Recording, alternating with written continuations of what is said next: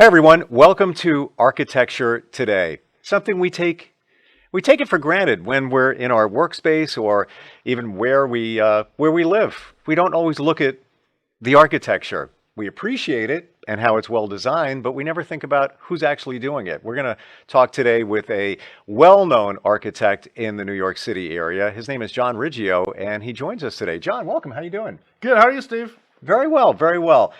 I want to dig into what's hot now in terms of architecture. Is it contemporary styles? Is that still something big now?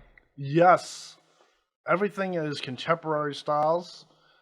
I think, with the exception to any building department requirements, all the styles we're working on is pretty much contemporary. I have a few different kinds of contemporary styles depending on what neighborhood and what the houses look like. And I think I showed them on my webpage. I have a number of examples there where it shows a lot of contemporary styles. And also the materials and the methods of building the house is also contemporary too. We're using a lot of new technologies, things like superior walls.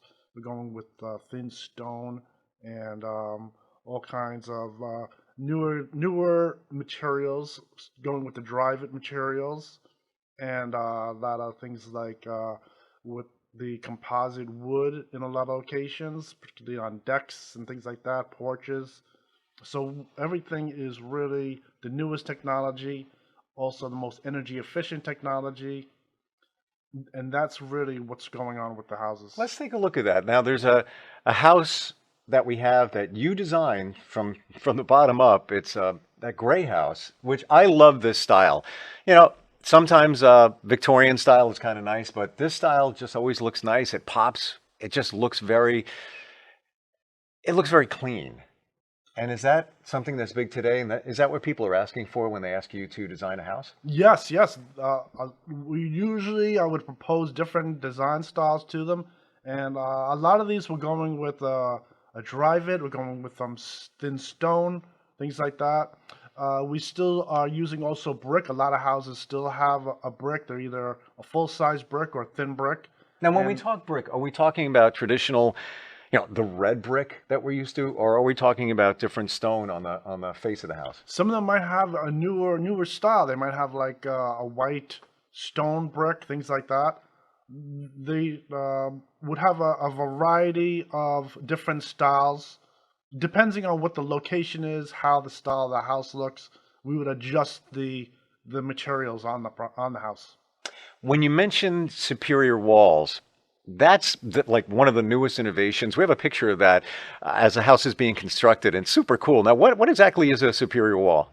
Okay, superior wall is a sandwich of concrete, metal, and insulation, and they make this in a factory based on my drawings. They take it, make their own shop drawing.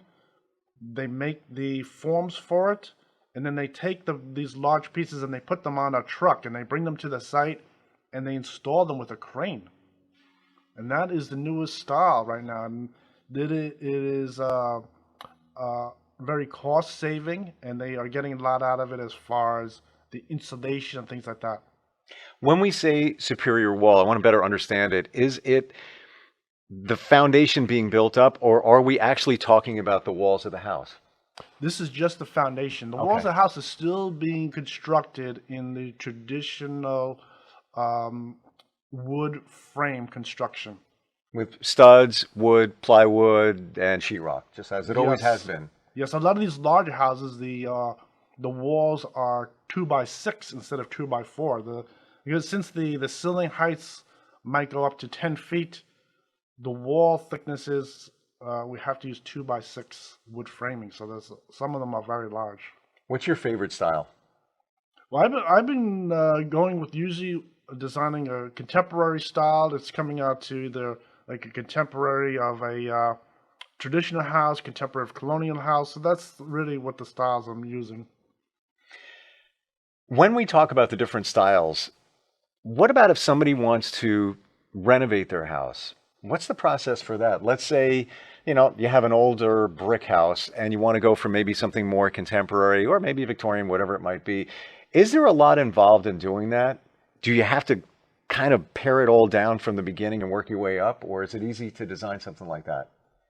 Yes, I always work on those kind of houses where we're taking an existing house, might have brick on it, and we're completely gutting it out, changing the Is it style, truly adding gutted, onto or it. you just take it right down to the studs or the plywood and then work from there? Yes, everything is removed right down to the 2 by 4 walls that are Wow. existing.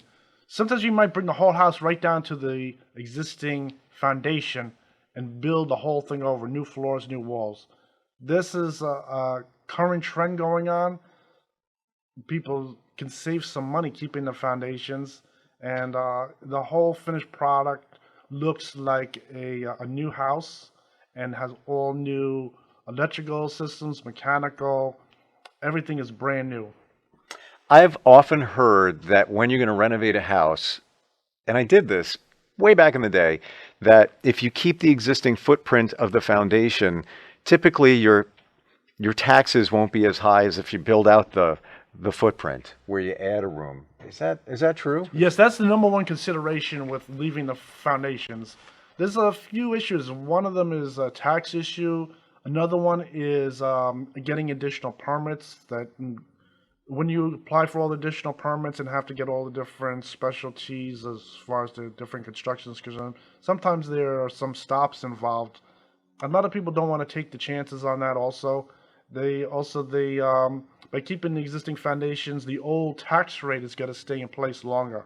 So they're getting an edge on that too. It's going to take them a number of years before the tax rate is going to increase. They're going to increase the value of the house. So a lot of people are going ahead with keeping their old foundation walls and just building over it.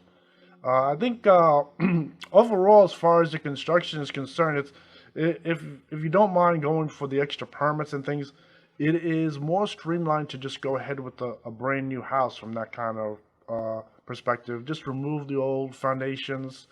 You could also correct a lot of problems on the job site. If there's anything wrong with the job site, old oil tanks in the ground, things like that, you can clean up the whole place. Any problems with water drainage? Sometimes there's existing problems where the water was draining onto the property, maybe going to the basement. So that gives you an opportunity to regrade the property too. So if you can really go big with the extra changes, you would probably like the end product better. I think the as far as the taxes and costs of construction, eventually I think the tax rate is going to catch up on the house eventually. On a new house that you know you're going to pay more right away. I mean, they're gonna give you the higher tax rate sooner than doing just the major alteration. I think on the picture you had shown there, on that particular property, there were some issues of the ground sloping from the right side of the property to the left, and by having the complete new house on that, we were able to correct a lot of them. We put a whole water retaining wall and different kinds of things in the property, upgraded all the electrical services under the ground, and things like that. So all those things corrected some problems they had in the past, and you can get more from doing that. That is, you get more out of your project. I want to get technical. I have an architect, so I can ask him anything. So this is what I'm really curious. Let's say you keep the foundation, but Yes. you want to add some rooms. So now you're going to build up from that. How do you know that the foundation can support that? The load-bearing walls and all of that. How do you calculate that? How are you mindful of that? That's from building standards. That is from years of experience, starting in architect school and learning from experience, reading the building code of what size foundations they have, what the foundation looks like, if it has a footing. And from things like that, we would usually inspect the site. I would inspect the site. I would look at the different things like the survey and the existing house, measuring the house, things like that. And from that, I can then determine what kind of structure is required, if any repairs are necessary too before the structure is constructed. And then from there, then they could then build a house to code and within the specifications we have. What's really big now is 3D drawings, and I know that you do that as well. At what point do you present those 3D drawings? Is it when everything is almost ready to be actually constructed, or is it sometime before that? What's the process? Usually the 3D drawing is after we go through the design process. A lot of times the homeowners would like to see what the finished product is going to look like in case they have last minute changes. So that's when we usually would make the 3D drawing. And I think one drawing that's on my webpage is also a walkthrough of the interior of the house. And that is to give the owners an idea of how all the different spaces are going to look like. I think one particular house I have shown on my webpage has a double height space on the entrance and a double height family room.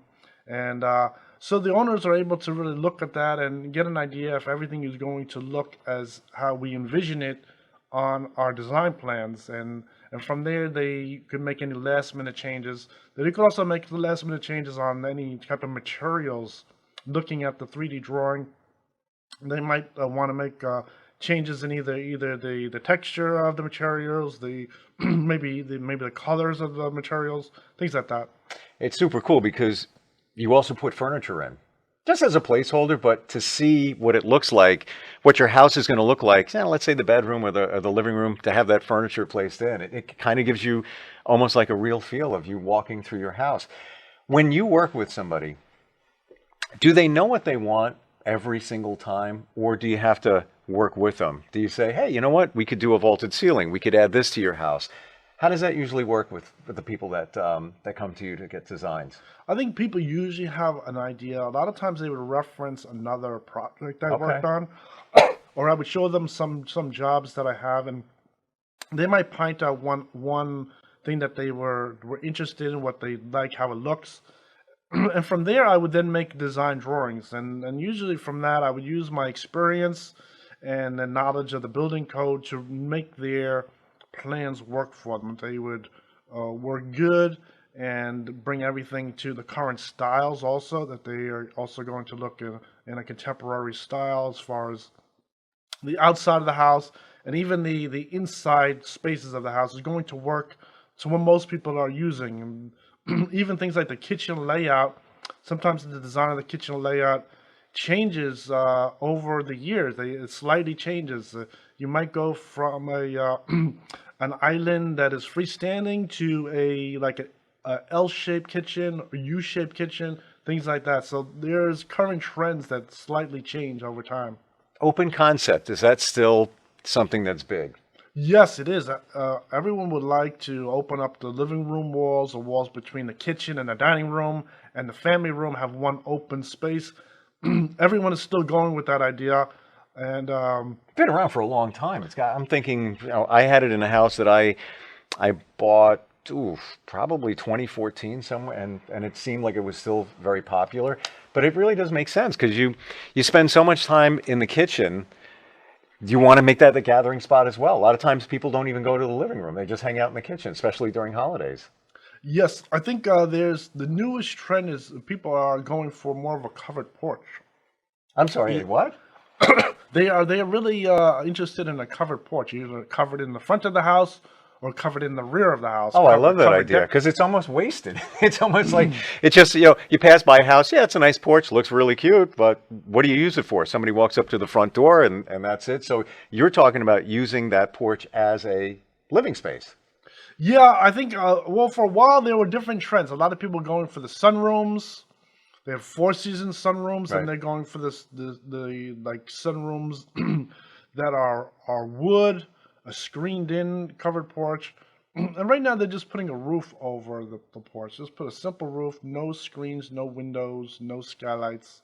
This is the new trend that's been going on, and I've been working on a lot of these type of jobs. I always wonder, you mentioned sunrooms.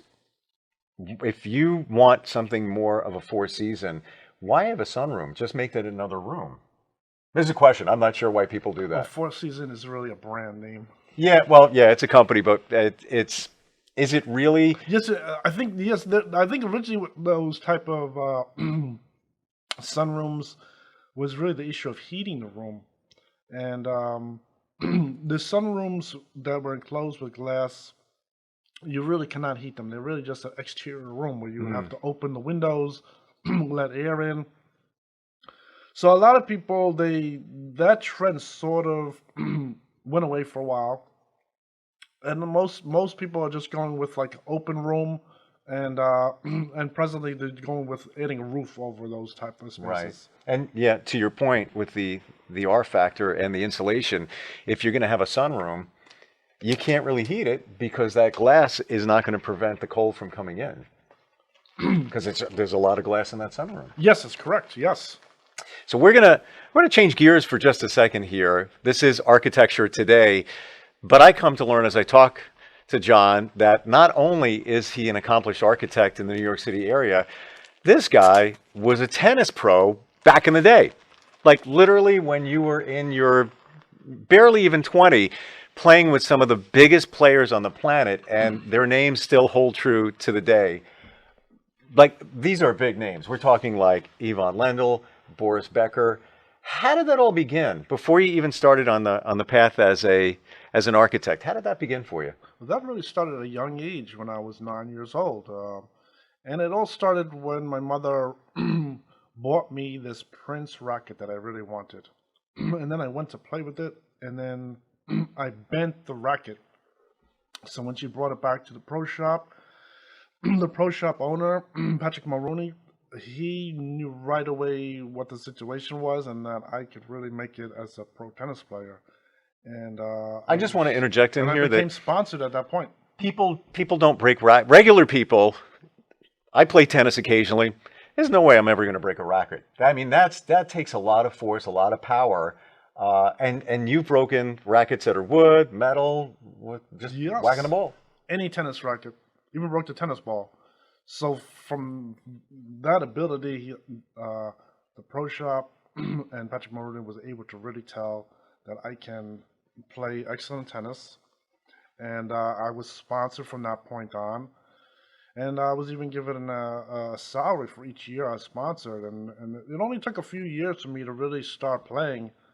And I was able to get into to playing, first starting my tennis club, and then my tennis coach, Robert Cambria, really noticed my tennis playing, and he was able to give me a chance at making the pros, and I made the pros right away, going to right through the ITF to the ATP, and so when I started playing, I think I was young, maybe only 13. I was able to increase my salary by playing those matches, Wow.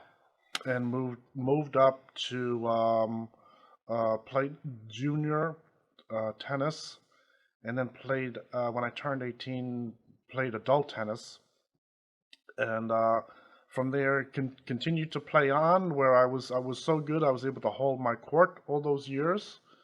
And from having my own court, it developed where I had my own court in Jericho. Then it developed where I had my own court on Court 33 at the U.S. Tennis Center in Flushing, to Alley Pond in Queens, New York.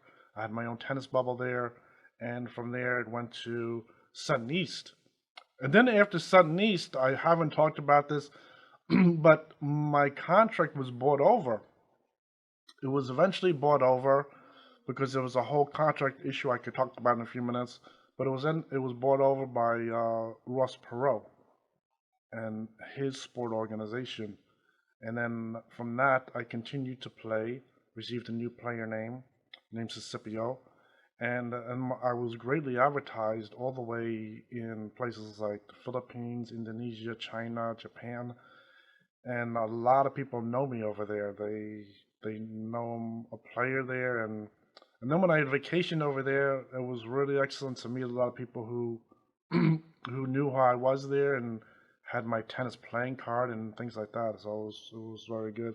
So my playing continued on after Sutton East. I haven't discussed that before, but I think with the tennis, one issue I didn't discuss at all, which is very interesting, is the whole time when I signed my contract, is that they issued a dollar value to the contract. I think it started off maybe like $500,000.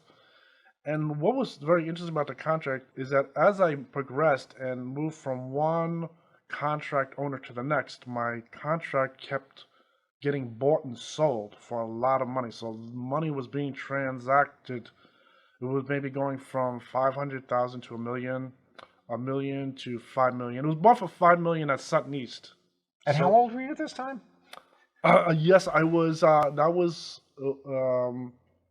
I was about 19 years old, Like and unbelievable. And we have to remember here, we're talking the 80s. So, a million in the 80s now is probably, and that's we're talking a million there. It's got to be like 5 million, in yes. dollar value back then. That was a lot of money. Unbelievable. So at Sutton East, it was 5 million. They bought my contract over, and then it was bought during Sutton. It was bought over. There was a price about 15 million. It had changed hands there, and then also at that point, my contract, as far as my sponsor, had expanded. They issued shares and things like that. A lot of that business, I'm not a part of any of it, but they did let me know the basics of it.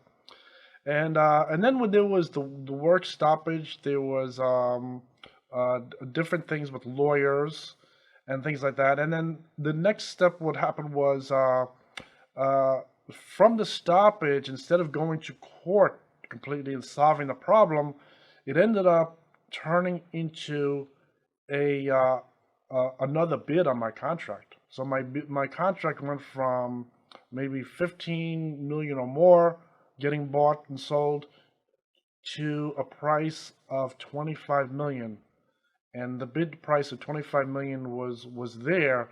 So what happened? It was bid around the USA.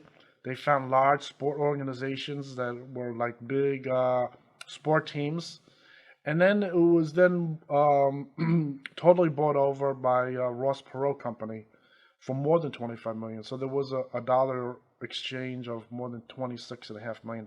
Phenomenal. Yeah. Wasn't there a connection with you and the Vanderbilt family, Gloria Vanderbilt? I'm trying to remember. I thought I had Yes. read that somewhere.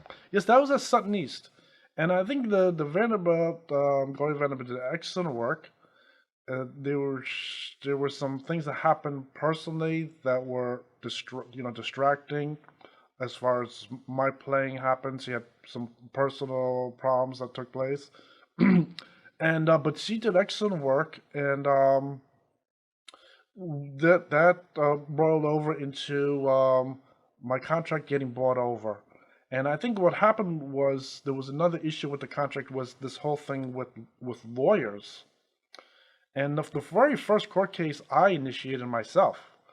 I initiated the very first court case when there was a stoppage in '87, and I told the whole story before about the Australian team leaving the U.S.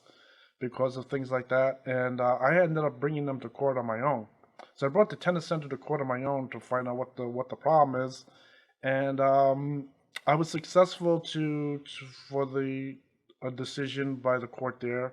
I was still young enough; it was really like in a juvenile court, and so that worked very good. So the playing continued on very quickly, and I was back on playing with Ali Pond and everything. And the next court case came at Sutton. So from that time, from Ali Pond to Sutton, there wasn't any court case. They weren't stopping me. There was continuing playing, and all I had to do was stop back every once in a while at the tennis center. And so what happened at that point was they hired a lawyer because the rating at the tennis center there at Sutton East was stopped for some reason. So to solve the problem, they were going to go to court, and they hired Rudolph Giuliani's office. And what happened was, I think there was one problem was they didn't really understand what was happening. I think the word wasn't being passed across to the new lawyers. And what they did was they took Courtney Pulitzer, who was my female counterpart, and they had her go to court with the lawyers, and they forgot me at home. They forgot to have me even go to the lawyer office. They forgot to have me appear in court, and then the judge knew right away. He says, "Where's John?" You know, This is all about John. Why yeah, because shouldn't the guy be they already here? knew me because I brought them to court years ago on my own. And I think that whole thing, they really did not know what happened. So the whole thing became a failure. It fell through. And I think just by chance, I was given a playing extension time anyway. So I was given some playing extension time. Then the next event took place was after the next stoppage point was I was given some name of a lawyer to call, and I called over, and it was the law office of Hillary Clinton. That's the same Hillary Clinton in politics Wow. with her husband, Bill Clinton. And I called over to them, and I made friends with them. They're very nice. I talked to Hillary over like 3 months' time, and staying for them. And what happened is they initially sent some papers over to the court for me, and it turns out they needed a full-blown case. But I think what happened is since there was still some problems over there from on Sutton East, the sponsors, um, because they had personal grief, is what happened is they didn't know what to do. So what happened was to solve the problem, Hillary, who did excellent work, she took my case and she made a bid throughout the whole 50 states of the USA. And the bidding price coming from my sponsor, Sutton East, was $25 million. And this is bidding on your contract. Yes. Wow. So they started the bidding at 25 million, and from calling them back and forth, I, first they were to get sponsors for 10 million, 15 million, 20 million, 25 million, and then they said, okay, the 25 million, the sponsors, the previous sponsors did not want to sell. They did not want to sell for 25 million. They wanted more money. So they had to get more investors, and it ultimately came to Ross Perot's company, who was able to put the money in. I think the money came in approximately $26.5 million. Wow. Again, I just have to go back to the fact that this is John. He's an architect now, been for decades. But this all started when he was in his teens, and now we're talking right around early 20s. Now, you mentioned sponsors.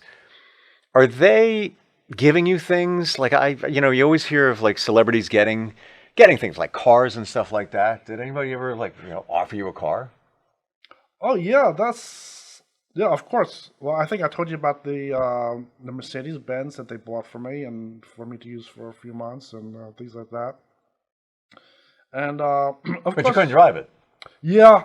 Well, of course, we're doing achieving with tennis and things like that. A lot of times, I was sort of just given an idea of really what kind of things I um, could buy. Like what kind of things I could clothes I could wear and things I could buy. That I was given a Ferrari and things like that. So uh, I could get a nice car on my own also. Sure, but it wasn't. Did I hear somewhere, or read somewhere that you got a Mercedes, but you were under the age of 25, and the stipulation was you needed to be 25 to drive the vehicle, so it just sat there. Like you couldn't do anything with Unfortunately, it. that did happen. Yeah, Yes, it sat there, and that is just based on a certain function of how my sponsors were able to provide me with the car. I think it still was a very nice gift. It really showed that I was achieving, that I was sure. able to generate so much money that they were able to buy this car. And even though it sat there, it still helped. It was really very prestigious. And I thought that was really good. And then, so after the contract was bought over for 26.5 million, there was a new name issued. The Ross Perot company did give me a new name of Scipio, and I met them. I had them. Now, who's Scipio? That's my new name. My new name is Scipio. Oh, all right. So like celebrities have names. So you had we went from John Riggio to John Scipio. Yeah. Wow, that's super cool. Yeah, and you had other names too, didn't you? Yes. Yes.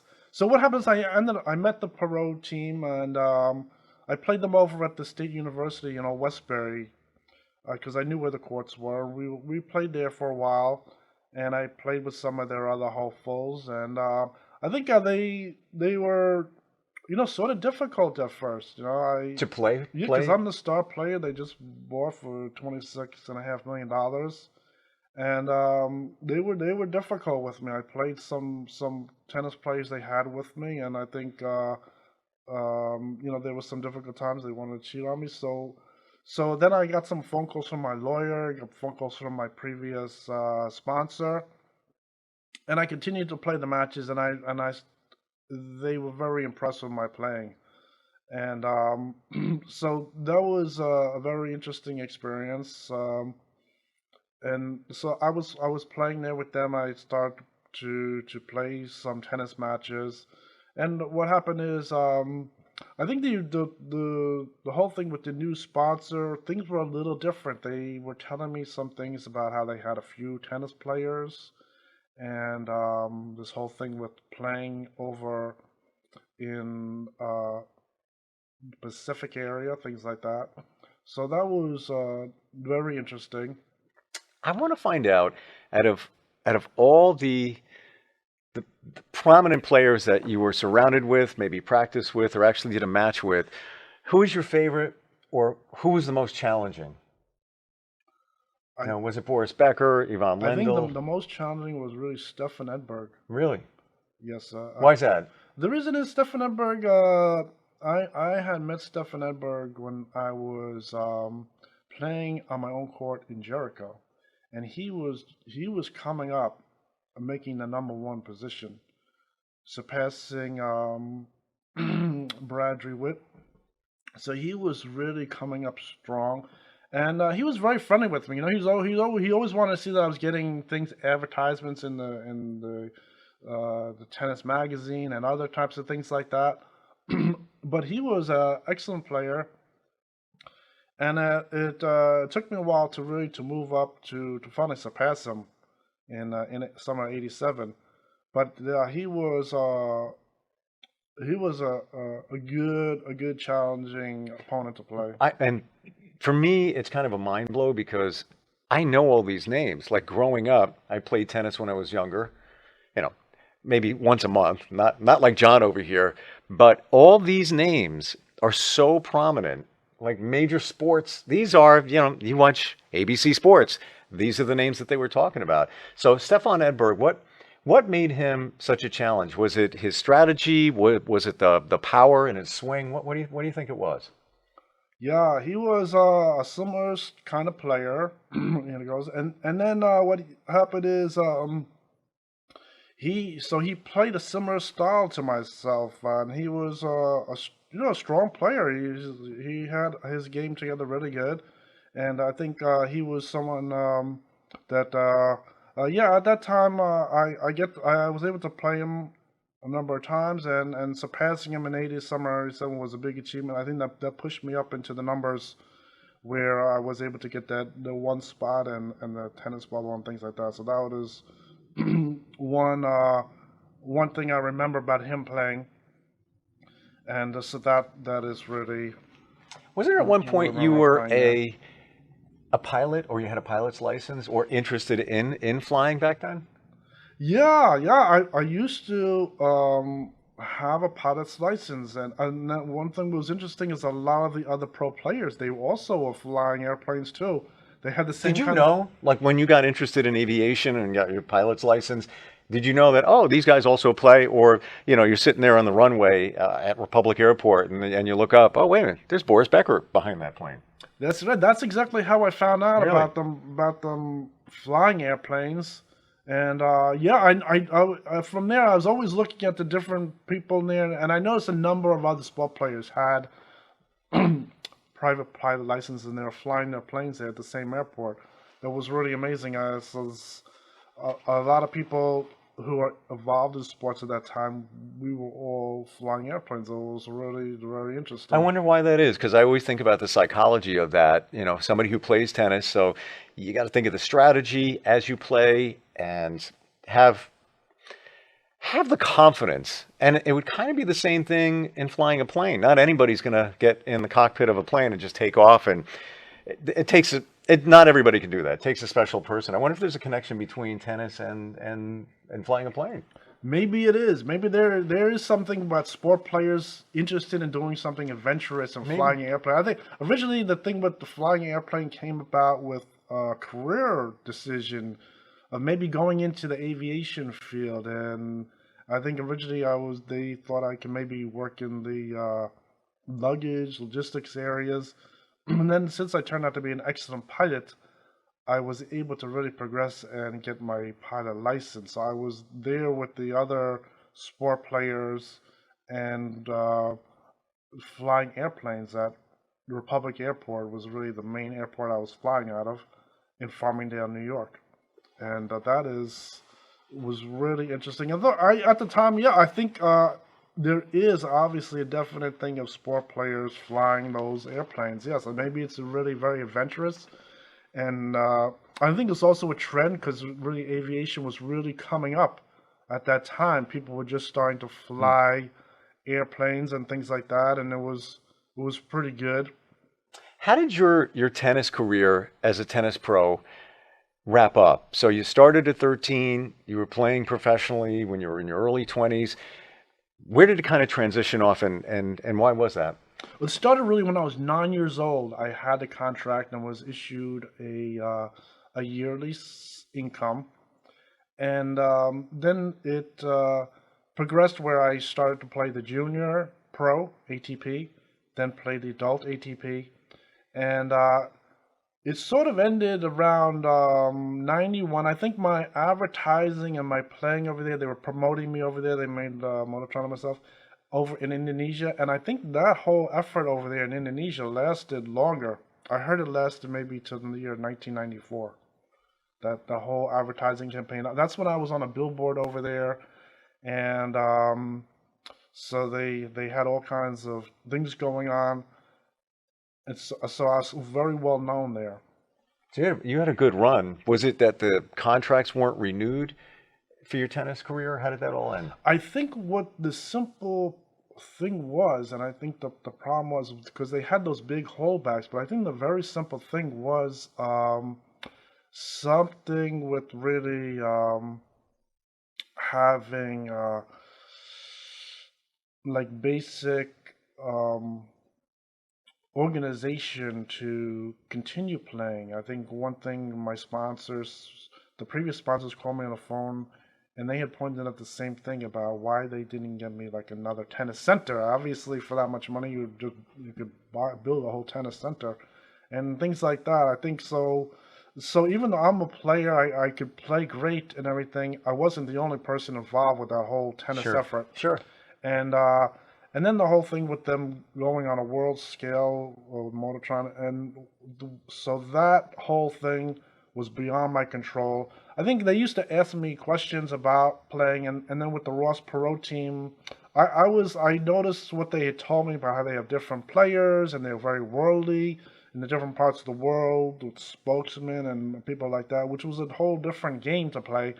And I thought about the maybe being like Perot team, that we would all play as part of a team. That might help them putting a hold on just one player. It would be more difficult. You put a hold on 5 players at the same time, could be more difficult. So I think that's what I was envisioning because they used to ask me my opinion about things like that, and so I think that's where that was ending up. So it was very interesting, and so that whole thing with the Perot company was, I always think about it more like Perot team, so they You would think, and somehow now they you're they saying it, I remember he played tennis. He was a yes, big tennis player. that's correct, yes, Hmm. and so that's really what happened, and I don't know, I think you think about the past of same thing of how to continue playing and everything. I think there was some continuing of playing. Things had cleared in 1996, and I received a phone call from Dunlop. Dunlop called me and they told me that they are gonna back my playing. They get I could use them as a sponsor, use their name, and that they wanted to see me, back winning more games. And this was a couple years after like '94. So this is so they did call me, and but I had asked about the whole structure of playing the tennis, and I think a lot of it had to do with just basic organizations of having tennis center, tennis coaches, things like that. And I don't know what the story is because I'm just one player. I really Sure. cannot do the whole thing on my own. That's really what happened. Just an amazing career, even in the beginning, that turned into an architectural career, and you're still going strong in the New York area. And if somebody wants to reach out to you, let's say they want to do a renovation or fresh construction, they just go to your website? Yes, of course. You can go to my website, www.johnriggio.com, and you can look at my contact information and give me a call and send an email. And of course, I can work on your project. I think as far as the tennis and things, I have all kinds of things on YouTube now. You can go onto YouTube. You can see my podcasts for architecture work. And also you could look for my podcasts. I even have them on my tennis history. And if you're interested to watch those, you can get an idea of my tennis playing. I have some Tony Roach videos on there showing me at the big tournament and things like that. And so that is pretty good. One of these days, we got to play tennis. The only thing is, I don't want any video of that because you're going to see the ball go like past me. And I think like around 96, even though Dunlop had given me a phone call that I'm sponsored by them again, things went a little dormant with the tennis. And it slowly has come back up again where I'm playing tennis. And I just started playing at a indoor facility over in Staten Island this last week. So I opened up a new phase now where I have some Nice. indoor tennis in the winter. And so things are still going ahead. They're still expanding. good for you. I've had a number of course, I had the meetup group with about 1,400 people. And we have I've been teaching some tennis too. I've been teaching on a weekly basis. And here's a guy that can break a racket just by hitting the ball. I can break a racket too. I would be smashing it on the ground because I wouldn't be able to return the ball with you firing it at me. Just an amazing, amazing career. John, great having you on with us. It's John Riggio, RIGGIO.com if you want to learn more about his tennis career, or if you're looking for any kind of architecture work or just want to make changes to your house, even have a question, reach out to this guy. He's amazing. John, thank you so much for being here You're with us. welcome. I appreciate it. Thank you.